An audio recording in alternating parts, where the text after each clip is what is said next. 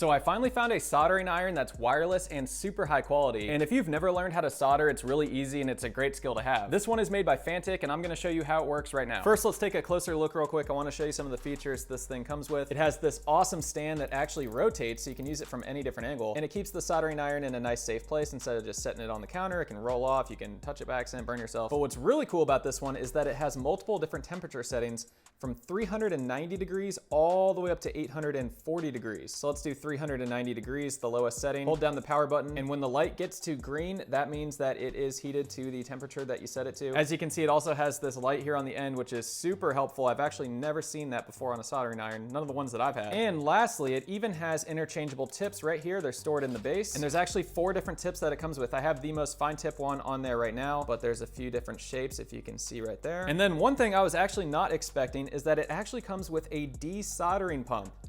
All right, we're gonna do something super simple like soldering 2 wires together. Now I've got the ends already stripped. And all you have to do is twist them together like this, just like that, very nice. And now we've got our Radio Shack solder wire. This is the good stuff, been holding on to this for years. And honestly, it's super easy. Just push the solder right into the soldering iron against the wires. And there you go, these 2 wires are now soldered together. If you have some shrink tubing, you can put it over that, heat it up, cover that up, and it'll look really nice. A nice wireless soldering iron like this is really useful if you're ever working on computers or car audio. I did both of the head units in our Supras, and I used my old soldering iron. This one would have been so much better. And I do have to say, I've gotten a ton of products from this company, Fantic, and I think this one has to be my favorite. So if you want to get one of these, just tap below. You can get it in my TikTok shop.